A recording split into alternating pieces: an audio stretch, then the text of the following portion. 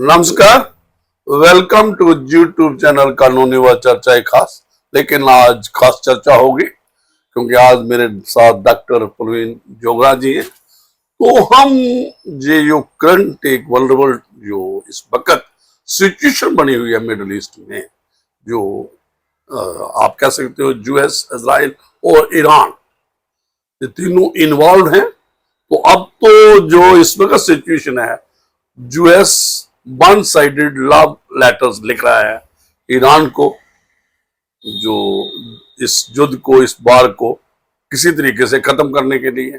लेकिन ईरान इस पे क्या अपना जवाब दे रहा है वो भी एक बात है, उस पर भी डिस्कशन होगी। और इजराइल अब क्या यूएस से अलग हो चुका है, ये भी एक टॉपिक रहेगा। और इसका जो क्या इफेक्ट हुआ है, इसका जो बार का जो आज 5th वीक में है, 28 ऑफ जो फरवरी 2026 को शुरू हुई थी। तो अब क्या इसके खत्म होने का चांस है कोई, ये भी एक बात रहेगी। और इससे जो जियोपॉलिटिक्स वर्ल्ड की और जियो इकोनॉमी, इन्फ्लेशन है, क्या चेंजेस हैं, क्या चेंजेस आई हैं, और आगे क्या न्यूक्लियर वार, थर्ड वर्ल्ड वार, और जो वर्ल्ड जो एक कह सकते हो आप कि ये लोग जो बड़े देश हैं, जो आप कह सकते हैं यूनिपोलर, मल्टीपोलर, ये दुनिया किस ओर जा रही है, तो इस पे सभी पे चर्चा होगी। तो मैं ये डॉक्टर साहब जो मैंने बातें की हैं, जो मैंने थोड़े से एक जो स्टार पॉइंट्स हैं, की पॉइंट्स हैं, तो आप आगे बात करोगे इनको ही टच करके कि क्या देखते हो, क्या आने वाला वक्त क्या है, कोई चांस है पीस का कोई मिडिल ईस्ट में या दुनिया में, क्या ये जंग रुकने वाली है, क्या यूएस क्या रोल अडॉप्ट करेगा, और ईरान ने जो इस वक्त एक समझो कहते हैं कि फ्यूरियस, कि जख्मी शेर, जख्मी टाइगर का ये रोल कर रहा है, और इजराइल अब भी नहीं रुक रहा है, क्या यूएस ने उसका साथ छोड़ दिया इजराइल का। ये सारी सिचुएशन है जो मैं आपके हवाले करता हूँ। आप स्टेप बाय स्टेप बताइए क्या होने जा रहा है। नमस्कार श्रोताओं, जैसे जज साहब ने कहा कि आज हम जिस टॉपिक पे चर्चा कर रहे हैं, हमारी पिछली चर्चा भी उसी टॉपिक पे थी। ये था जो करंट सिनेरियो है यूएस, इजराइल, ईरान, ये त्रिकोणीय जंग है जो चल रही दुनिया में। लेकिन अब त्रिकोण के साथ इससे एक साथ काफी मुल्क जुड़ गए हैं। तो श्रोताओं, ये जो शुरुआत हुई थी इस जंग की 28 फरवरी 2026 को, जब अमेरिका ने और इजराइल ने एक जॉइंट ऑपरेशन किया था, ऑपरेशन एपिक फ्यूरी, जो अमेरिका ने इस कोड नेम था इस ऑपरेशन का, और इजराइल ने इसका कोड नेम दिया था ऑपरेशन रोरिंग लाइन। तो ये ऑपरेशन होता है सुबह के वक्त 9:45 में, जो कि अनएक्सपेक्टेड था, क्योंकि आज तक कभी भी जो एयर स्ट्राइक्स हुई हैं रात के वक्त हुई हैं। और क्योंकि उस वक्त ऐसा उनके पास CIA का इंफॉर्मेशन थी और मोसाद की इंफॉर्मेशन थी कि 40 top leaders, commanders, defence ministers और जो भी उनके जो पॉलिसी मेकर्स थे, एक ही छत के नीचे उनकी कोई 9-10 बजे मीटिंग होने जा रही है। तो ऐसे वक्त उन्होंने चुना कि जब एक ही स्ट्राइक में उन्होंने काफी उनकी काफी डेथ हुई है, इंक्लूडिंग उनके जो शिया लीडर थे, उनके सुप्रीम लीडर थे जो अली खamenei जो थे, उनकी भी डेथ हो जाती है। और साथ में उनके और भी कमांडर, उनके जो बेटे हैं जो खamenei जिन्होंने अब कमान संभाली है, सुना वो भी उस वक्त इंजर्ड है, अभी भी वो हॉस्पिटल में है।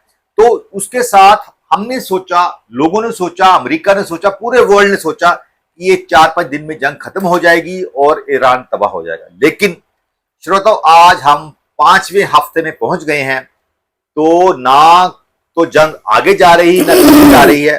जो अमेरिका का और इजराइल का सपना था कि हम ईरान को तबाह कर देंगे, वो पूरा नहीं हो चुका है। और जो अभी तक जिस बहादुरी के साथ ईरान ने जवाब दिया है, इंडिजिनस ड्रोन्स और मिसाइल्स की ऐसी फैक्ट्री बनाई है जो कि खत्म होने को नहीं आ रही है। और अभी तक जो लेटेस्ट फिगर्स आज के हैं, अभी तक ईरान के सिर्फ 30% उनका एम्युनिशन तबाह हुआ, इंक्लूडिंग ड्रोन्स और मिसाइल। अभी भी 70% उनके पास हथियार बचे हैं और खेप अब रशिया और चाइना से अंडरग्राउंड आ रही है।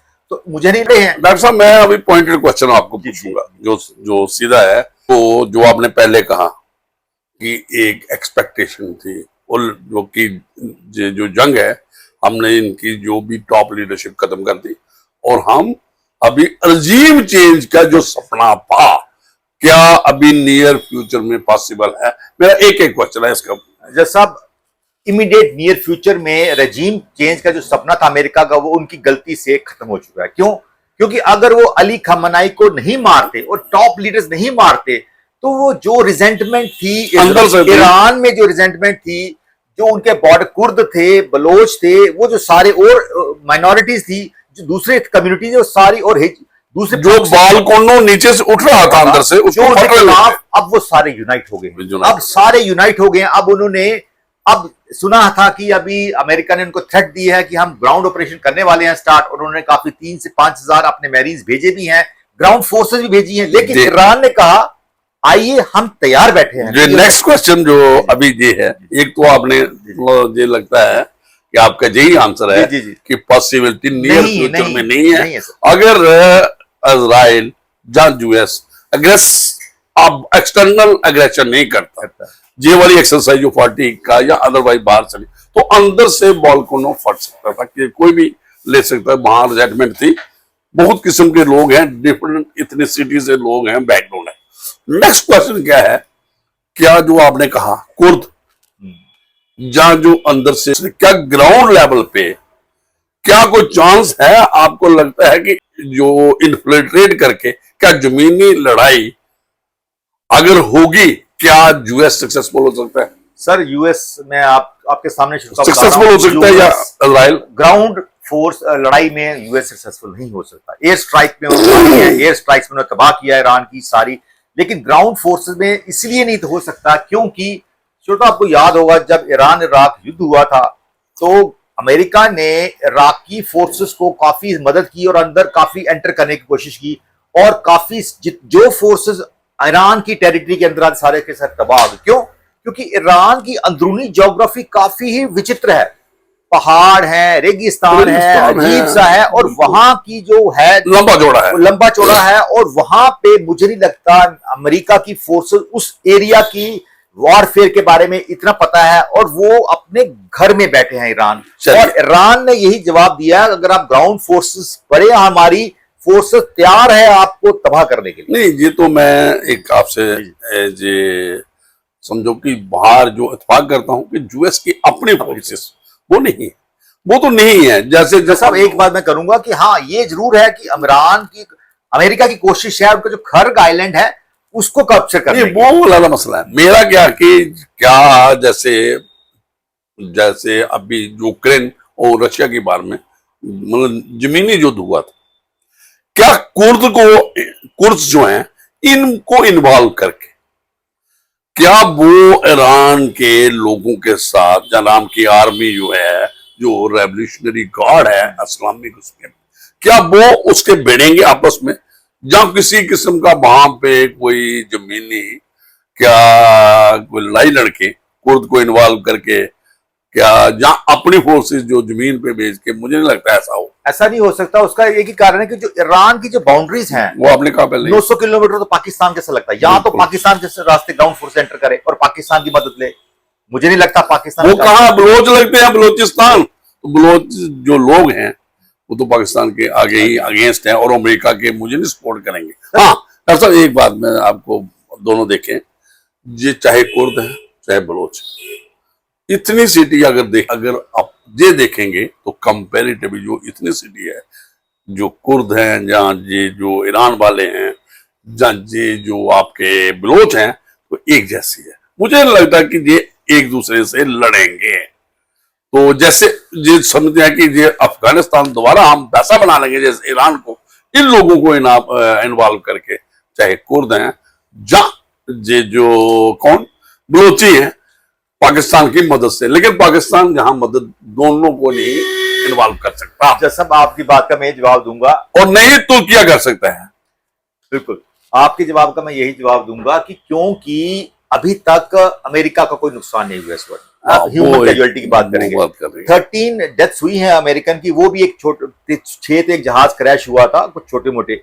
अभी तक ईरानियन काफी लोग मर गए हैं, काफी फौजें मर गई, इजराइल के भी लोग, इजराइल के काफी, और प्रॉपर्टी भी नुकसान हुआ। लेकिन अगर ग्राउंड युद्ध स्टार्ट होता, अमेरिकन फोर्सेस की कैजुअलिटी निश्चित वो है, लेकिन मुझे नहीं लगता कि कोई ग्राउंड पे लड़ाई की कोई आगे तवक्को है जहां यूएस अफोर्ड कर सकता है। तो अभी आप एक और बताइए, जो आपने देखा, जो पीछे चले, आप बताइए, ये जो आपने कहा यूएस का कोई इंसानी या 2-3 आदमी जो भी हैं, तो प्रॉपर्टी लॉस जो है, प्रॉपर्टी लॉस जहां इंसानी, जहां कुछ भी लॉस, ये जो किसका हुआ है बताइए? सबसे ज्यादा ईरान का हुआ है और इजराइल का हुआ है। तो एक और बीच में डालो ना, हाँ, सऊदी अरेबिया का हुआ है, और मिडिल ईस्ट की country, Bahrain, Kuwait, Lebanon, UAE, Oman, इन सब का नुकसान हुआ है। नुकसान हुआ है बिल्कुल। और इनकी इकॉनमी जो है, आप क्या समझते हो सर्वाइव करेगी इस सिचुएशन में, इस लड़ाई में? ईरान और कतर की तो रिफाइनरी तबाह हो गई है, उनका तो कहते हैं एलएनजी का हम सप्लाई नहीं कर सकते, हमें 5 साल लगे रिपेयर करने के।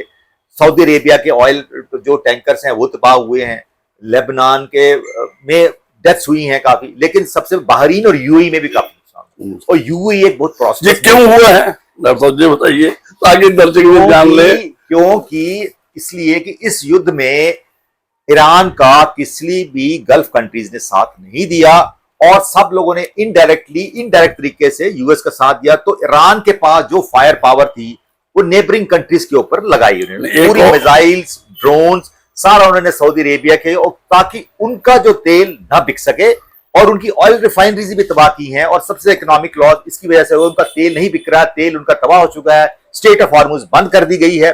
तो वहां से अभी आते हैं स्टेट ऑफ हॉर्मुज में भी। आज तो अल्टीमेटली नुकसान सबसे ज्यादा ईरान का हुआ है, उसके बाद इजराइल का और गल्फ कंट्रीज का। तो मिडिल ईस्ट 20 साल पीछे चला गया। मिडिल ईस्ट जो खुद ही, आप यही कंट्री जो है मिडिल ईस्ट में है, जो बेस्ड है मिडिल ईस्ट की कंट्री खुद तबाह हो रही है। अब इजराइल भी लगा लो, ठीक है। मैं एक और बात कर रहा हूं, जो मैंने क्वेश्चन मेरा वहां पे ही है, कि जो मिलिट्री इंस्टॉलेशन है, जो वहां पे एम्बेसीज हैं, जहां मिलिट्री स्टेशन, जहां जो स्ट्रेटेजिक प्रेजेंस है, किसकी? यूएस की। वो ईरान कहता है मैं किसी को नहीं, मैं तो इनके मिलिट्री इंस्टॉलेशन को टच कर रहा हूं। बेसिकली क्या था कि यूएस के जितनी मिलिट्री बेसिस थे, मिलिट्री बेसिस इन गल्फ कंट्री में सारे के सारे तबाह हो गए।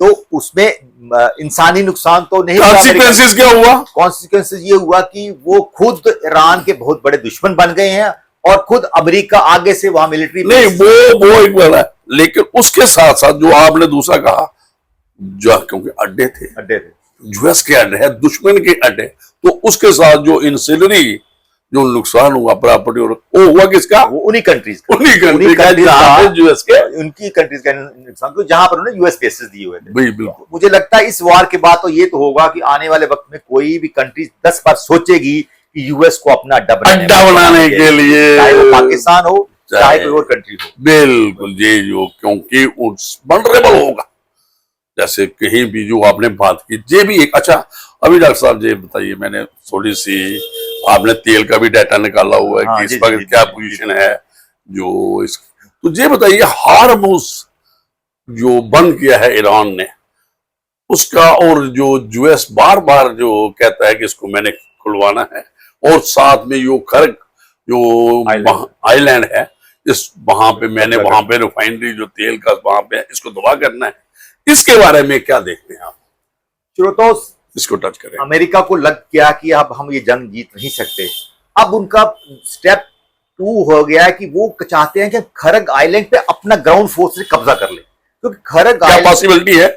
पॉसिबिलिटी हो भी सकती है, नहीं भी हो सकती है, क्योंकि आइलैंड छोटा है और सब 90% जो ऑयल है वहां से निकल के जाता है, वहां है। तो अगर ईरान के ऑयल के खरग आइलैंड पे अमेरिका कब्जा करता है तो 50 ईरान हार्मुज नहीं उसके कंट्रोल में हो जाएगा। बात है कि हार्मुज जो है, स्टेट ऑफ हार्मुज जो है, उसके ऊपर अमेरिका ने अभी 4, अगर आप स्टेट ऑफ हार्मुज को नहीं खोलते हैं, हम आपके ऊपर, आपके न्यूक्लियर पावर को तबाह करेंगे, आपकी एनर्जी सोर्स को तबाह करेंगे, आपके जो प्लांट्स, जो पीने का पानी है, जो डिसैलिनेशन करते हैं, समुद्री पानी को वो कन्वर्ट ये वहां से ही होता है ये। तो वो सारा तब तबाह हो गया तो हाहाकार मच जाएगा अमेरिका। अभी तो वो अगली थ्रेट बढ़ती जा रही है।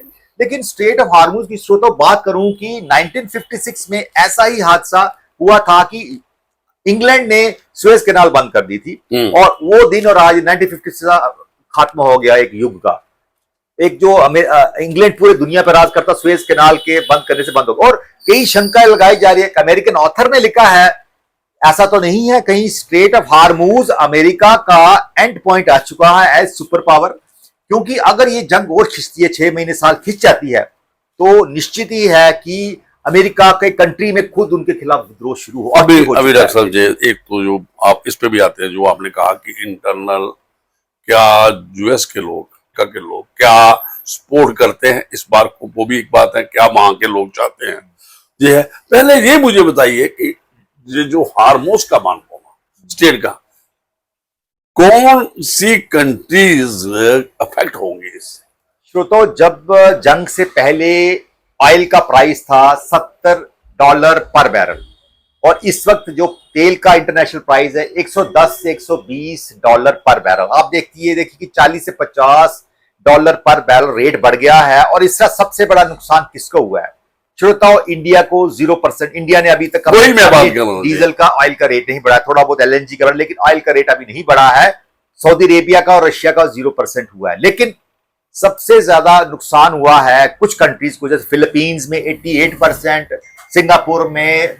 और सबसे बड़ी बात है यूएस का भी, अमेरिका का डीजल का रेट 41% हाइक हुई है पेट्रोल। तो डोमेस्टिक कंज्यूमर जो है अमेरिका का। आप मुझे बताइए पहले, इस जो स्टेट हार्मोस से किस किस का तेल ये रूट अडॉप्ट करते हैं तेल और गैस के लिए, कौन कौन सी कंट्री है? ऑलमोस्ट दुनिया की सारी कंट्री जो है, क्योंकि 20% ऑफ वर्ल्ड का तेल यहाँ से जाता है। और कौन सी मेजर कंट्री है जो इसको कर रही है, उनको अपना नुकसान नहीं है। मैं ये नहीं, जो कंट्रीज ओपेक की कंट्रीज नहीं है, और स्ट्रेट ऑफ हार्मूज से इंडिया, पाकिस्तान और साउथ एशिया को छोड़कर ऑस्ट्रेलिया और पूरा यूरोप को जाता है ऑयल, और उसके साथ अमेरिका को भी। तो अमेरिका खुद अपने रिजर्व्स निकाल नहीं रहा है, रिजर्व्स रखे हैं, कब के नहीं निकाले उसने? 41% इसलिए उनका हाइक हुआ है। तो सबसे, और इवन जापान को, कोरिया को, सिंगापुर को, सबको नुकसान हुआ है। और अरे ईरान ने 4-5 दिन पहले कुछ डिप्लोमेसी की है, सिर्फ 5 कंट्रीज को वो शिप्स उनके अलाउ कर रहे हैं। वो है इंडिया है, चाइना है, रशिया है,